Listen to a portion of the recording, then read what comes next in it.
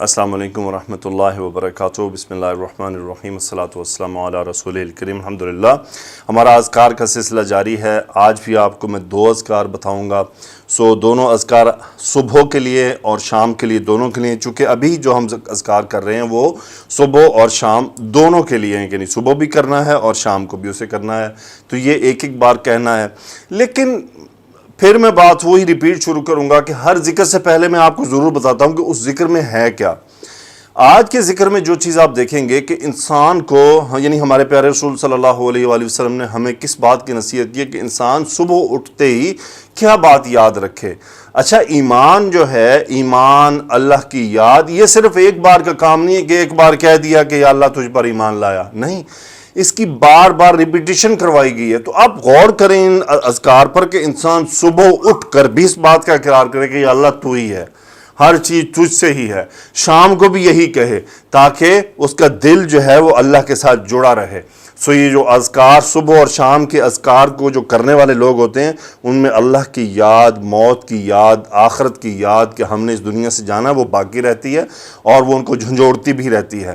اور صاف ظاہر ہے کہ ان کی روحانی برکات بھی ہیں، پھر ان کی وہ برکات بھی ہیں جو ہمیں نظر نہیں آتی لیکن ان کے ایفیکٹس آ رہے ہوتے ہیں، وہ اللہ کے ہاں چیزیں سامنے ہوتی ہیں۔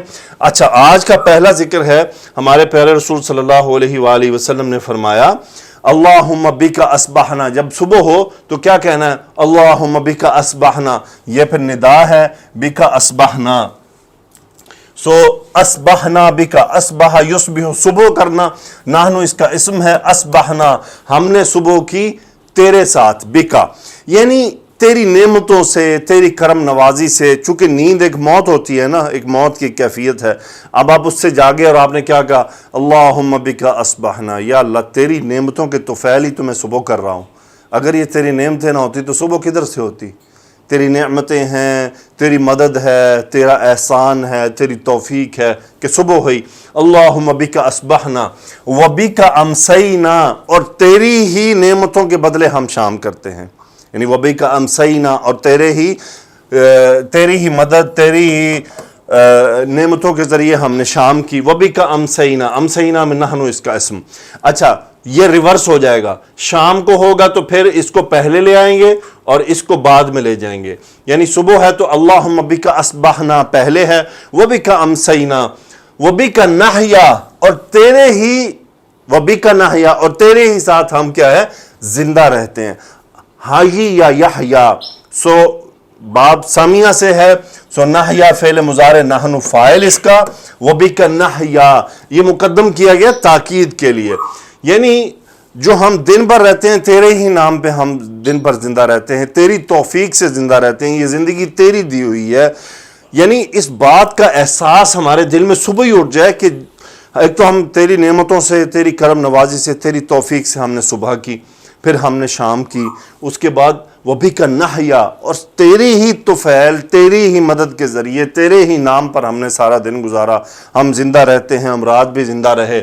وبک نموت، اور ہم تیرے ہی ذریعے مریں گے، وبک نموت، یعنی یہاں پہ مراد یہ ہے کہ تیری ہی طے کردہ جو تو نے ہمارا وقت لکھا ہے اسی پہ ہماری موت آئے گی۔ وبک نموت، نموت میں نحن اس کا فاعل ہو گیا، مات یموت مرنا، میم واو تا مادہ باب نون سے، وبک نموت، یعنی ہم مرتے ہیں تیرے ہی نام کے ساتھ، یعنی تیرے ہی عطا کے ذریعے، تیرے ہی طے شدہ وقت کے ذریعے، اور ہم مرنا چاہتے ہیں تیرے ہی نام کے اوپر کہ بس جب ہماری موت ہو تو بس تیرا نام ہو۔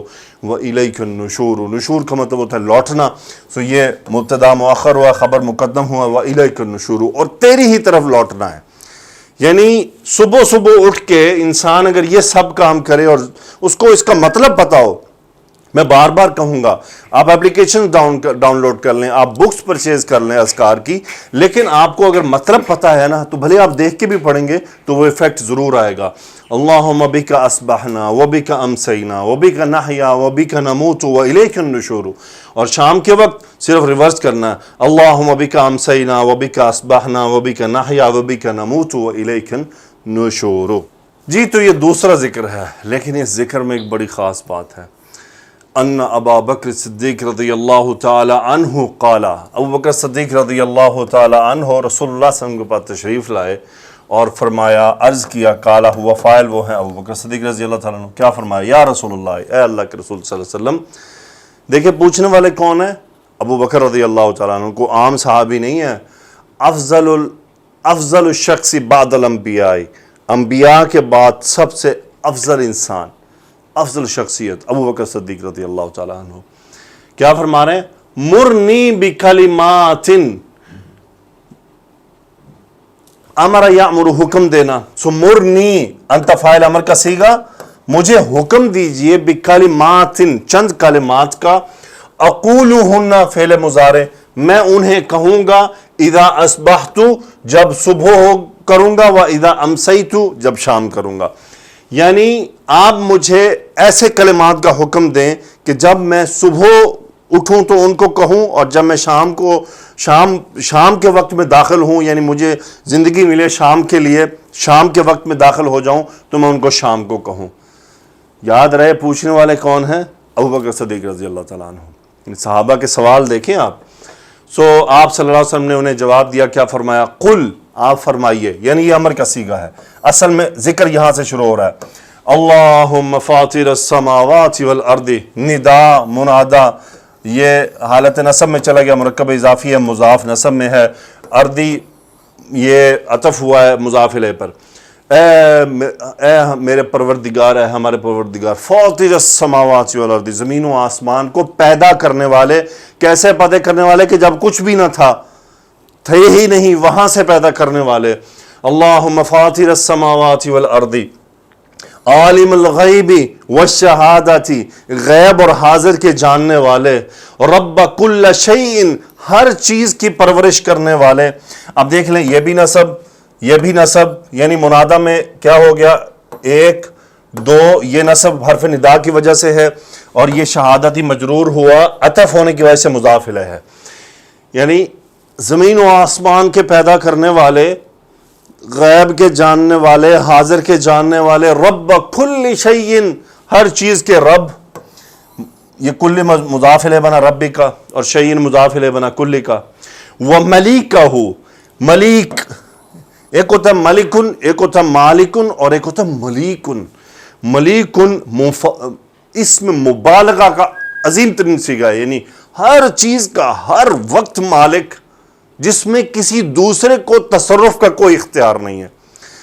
کیونکہ مالک ہوتا ہے، کہ جیسے میں مالک ہوں، اس وقت مثال کے طور پہ اس پین کا میں مالک ہوں، تو مجھے اس میں تصرف کا اختیار ہے، ٹھیک ہے، لیکن میں اس کا ملک نہیں ہوں کہ ہر وقت وہ یہ گم بھی ہو جائے گا، ٹوٹ بھی جائے گا، میں نے پتہ نہیں اس کو بنایا بھی نہیں ہے. تو اللہ سبحانہ و تعالی ہر وقت ہر چیز کا ملیک ہے، اسے ہر وقت ہر چیز میں تصرف کا اختیار حاصل ہے، جبکہ ہمیں ہر وقت ہر چیز میں تصرف کا اختیار نہیں حاصل ہوتا.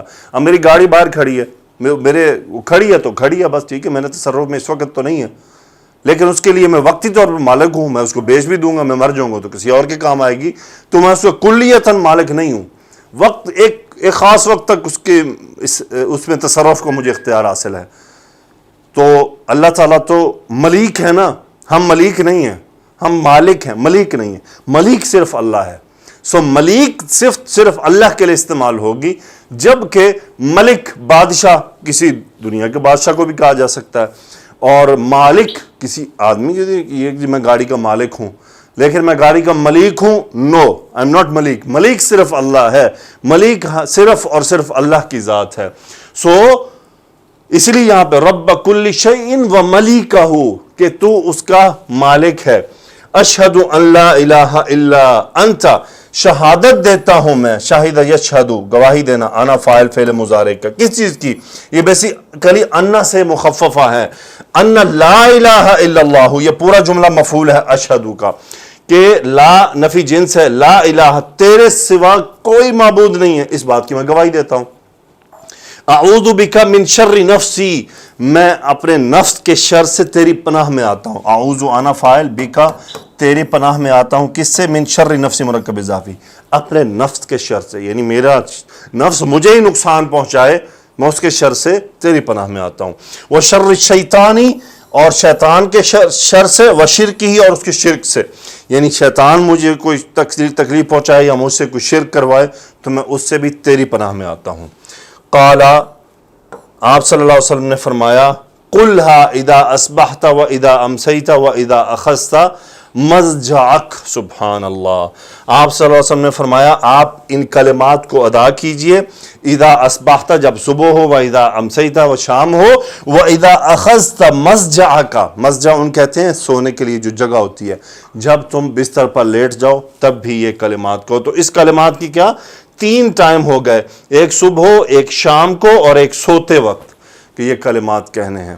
اب ذرا ان کلمات پر آپ غور کریں کہ صبح ہو تو آپ نے سب سے پہلے اللہ تعالیٰ کی کہ خالق ہونے کا اقرار کیا، فاطر السماوات والارض، پھر کیا عالم الغیبی، مجھے نہیں پتا غیب میں کیا ہے، وہ شہادتی، اور حاضر میں بھی نہیں پتا کیا ہے، وہ تو ہی جانتا ہے، رب کل شیء، یہ جو کچھ نظر آ رہا ہے کہ تو اس کا پروردگار ہے، اس سب کو تو پالنے والا ہے، مجھے بھی تو پالنے والا ہے، میرے بچوں کو بھی تو پالنے والا ہے، میری بیوی کو بھی تو پالنے والا، رب کل شیء وہ ملیکہ، اور ان تمام چیزوں کا مالک بھی صرف تو ہی ہے، اور کوئی مالک نہیں ہے، بس تو ہی مالک ہے۔